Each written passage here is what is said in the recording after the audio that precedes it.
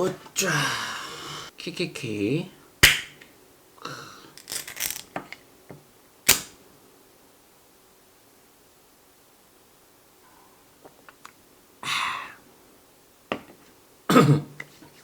안녕하세요, 와치슬럽입니다. 오늘은 좀 재밌는 시계를 가져왔습니다. 바로 이건데 키키키라고 적혀있죠. 리바다 그랜첸의 F77이라는 모델입니다. 먼저 이거는 제가 원래 사려고 했던 시계는 아니었어요. 근데 제가 아는 형이 너무 추천하고 얼른 사라고, 그 매물 있다고 얼른 사라고 그래가지고 제가 한 달 전쯤 중고로 구매한 시계입니다. 바로 보여드릴게요. 네, 바로 이 시계인데 보시면 바로 딱 AP에 로얄오크가 떠오르죠. 이거 오마주 카피캣 아니야? 이렇게 하실 수 있는데 저도 그런 생각했습니다. 당연히 했고, 근데 홈페이지를 보니까 이게 1977년에 나왔던 그 당시 F77 모델을 이제 리바이벌 한 거라고 하더라고요. 그 당시의 모델과 거의 99% 동일한 모습으로 만들었고, 다만 무브랑 소재를 좀 현대적으로 바꿔가지고 올해 초에 출시한 모델이 지금 보여드리는 이 F77입니다. 근데 재밌는 게 로얄오크가 1972년에 나왔단 말이죠. 아까 말씀드렸듯이 1977년에 이 모델 원형이 나왔죠. 그니까 당시 로얄오크를 보고 여러 브랜드들이 이제 그 디자인을 참조해서 여러 모델을 냈을 텐데, 저는 그 당시 나왔던 F77이 이 논쟁에서 자유로울 수 없다고 생각을 합니다. 그리고 그 모델을 리바이벌한 이 모델 역시 자유로울 수가 없죠.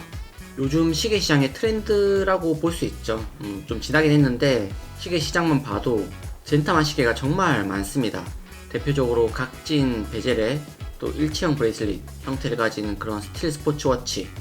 근데 기업 입장에서도 어쩔 수 없는 것 같다는 생각이 들긴 해요. 뭐냐면 소비자들이 이걸 좋아하고 또 거기에 돈을 쓰니까 존재의 이유 자체가 이윤 창출인 기업들이 어떻게 이걸 모른 체 하고 놓치겠습니까? 리바다 그랜첸도 소비자들의 수요가 보이니까 조금 늦긴 했지만 그래도 이런 모델을 출시했다고 생각을 하고요. 시계 설명을 좀 드리자면, 먼저 리테일 가격은 $1150, 영상을 찍는 9월 9일 기준 환율로 관부가세 포함 약 185만원이거든요. 티소 PRX의 거의 2배 가격이죠. 어우, 비싸다. 여러분, 근데 이 시계를 보고 그냥 괜찮네, 예쁘네 싶으면 고민 말고 PRX를 사시면 됩니다. 저야 이걸 이제 중고로 샀고 또 이렇게 리뷰 찍고 제가 쓰던지 아니면 주위에 팔면 되기 때문에 감가가 그리 심하진 않거든요. 그래서 구매를 한 거지, 이거 지금 제 리뷰 보시고 이제 딱 꽂혀가지고 F77의 디자인이 너무 예쁘고 이거 아니면 안 될 것 같다, 이게 아니면 절대 좀 심사숙고하셔서 결정하셔야 됩니다. 마이크로 브랜드 치고 185만원은 일단 가격이 좀 비싸죠. 많이 비싼 편이기 때문에 혹시 구매를 좀 하시더라도 고민을 많이 하고 지르시길 바라겠습니다. 그렇다면 제가 써본, 한 달 동안 써보고 이 모델의 장점, 특징이 뭐냐. 일단 보시다시피 어떻습니까? 예쁩니다. 예뻐요. 이렇게 가까이서 봐도 예쁘고 요렇게 멀리서 봐도 예쁘죠. 뭐 어쩔 수 없어요. 이건 뭐냐면 예쁜 걸 따라 만들었기 때문에 예쁠 수밖에 없죠. 37mm 적정 사이즈에, 그리고 두께는 이게 실제로 제가 재보니까 11.6mm 나오더라고요. 홈페이지에는 12.6mm라고 되어 있거든요. 제가 그래가지고 내 눈이 이상한가 싶어가지고 몇 번이고 측정을 해봤는데 실제 11.6mm가 나옵니다. 아주 얇죠. 근데 더 좀 재밌는 게 이게 돔글라스란 말이죠. 지금 돔글라스를 빼면 거의 두께가 9mm 밖에 안 나옵니다. 아주 얇죠. 초박형이죠. 러그트럭은 홈페이지에는 45mm로 나와 있지만 여기 또 비밀이 숨어 있습니다. 보시다시피 첫 링크가 움직이지 않는 PRX와 동일한 문제를 갖고 있습니다. 그래서 실제로 재보니까 이게 45mm가 아니라 50.5mm가 나오더라고요. 차이가 꽤 심하죠. 제 손목둘레 16.5cm 착용한 모습 한번 보여드리면 바로 보여드릴게요. 요런 모습이거든요. 16.5cm인데 보기엔 좀 괜찮죠. 확실히 예쁘죠. 근데 이게 아까 말씀드렸듯이 문제가, 혹시나 내 손목둘레가 약간 15cm 정도인데 홈페이지 스펙만 보고 37mm 사이즈? 근데 러그트럭은 45mm네? 라고 이제 구매를 하시면 받고 나서 뭐야 이거, 이렇게 될 수 있는 거죠. 손목에 안 맞을 수가 있습니다. 그래서 이 부분은 이 천 링크 고정되어 있는 거, 이거는 꼭 알고 구매를 하셔야 됩니다.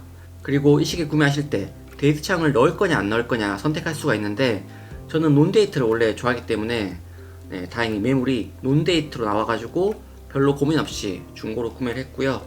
10기압 방수에 스크류 용도를 사용하고 있는데, 이게 또 고스트 포지션이 없습니다. 디테일을 나름 챙긴 거죠.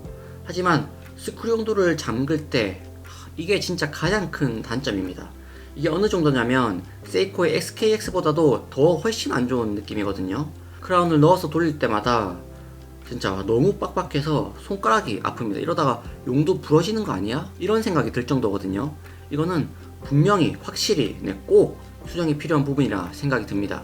무브는 소프로드의 P024 무브이고, 뭐 에타 2824 카피한 거죠. 38시간 파워 리저브에 1초에 8진동하는 무브고, 글라스는 더블돔 사파이어 글라스를 쓰고 있고, 굉장히 뭐랄까요, 곡률이 좋습니다. 곡률 감성 있고 따뜻한 느낌이 좀 나고 선명합니다. 다이얼을 보시면 엠보싱 카본 패턴이 들어가 있고요. 인덱스가 이건 약간 그랜드 세이코 느낌으로 번쩍이는데, 한번 보시면 이렇게 되거든요. 진짜 실물로 보면 자연광에서 인덱스가 번쩍번쩍합니다. 거의 진짜 그랜드 세이코급이거든요. 보시면 이게 인덱스가 높이감이 있어서 입체감이 엄청 느껴집니다. 굉장히 고급스러워요. 그리고 이제 이게 이 다이얼 패턴이랑 겹쳐지니까 시너지 효과가 좀 나더라고요. 그래서 어떠냐? 예쁩니다. 예뻐요 진짜. 12시 방향을 보시면 로고가 양각으로 붙어 있고, 또 6시 방향에는 F77이라고 적혀 있는데, 사람들이 이거 보고 이제 키키키라고 하는 거죠. 키키키. 바로 이제 요거 밴드 퀄리티는 제가 좀 써보니까 이거는 뭐 좋지도 나쁘지도 않고 그냥 평범합니다. 근데 이 가격 대비해서는 좋은지는 잘 모르겠어요. 이 버클을 보시면 이제 이렇게 돼 있는데, 여기 옆에 보시면 여기 뭐 글라이드락 같은 그런 편의 기능은 없지만 절대 불평할 수 없을 정도로 미세 조정 칸을 6칸이나 뚫어놨습니다. 그리고 브레이슬릿 조절은 여기 일자 드라이버 넣어서 이제 돌려서 되거든요. 굉장히 편한 방식이고, 이건 칭찬할 부분이고, 또 시계 뒤를 보시면 이 밴드가 완전히 일체형은 아니기 때문에 여기 스프링바가 있죠. 그래서 아마 맞춤 제작을 하면 줄질이 가능한 그런 형태입니다. 내용을 요약해보면 장점은 예쁘고 작고 얇다. 단점은 러그 트러그가 길고 스크류용도 조작감 진짜 거의 최악이고 가격 비싸고, 그리고 줄질하려면 맞춤 제작을 해야 한다.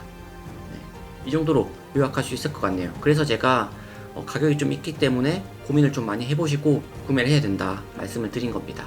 아마 일반적으로는 이제 PRX가 훨씬 나을 것 같고, 뭐 시계 매니아거나 아니면 좀 다르길 원한다 라는 남들과 다르고 싶다, 혹은 뭐 다른 거 필요 없고 나는 얼굴 예쁘고 비율 좋고 그러면 진짜 장땡이다 라고 하면 이제 이 모델 추천드릴 수 있을 것 같네요.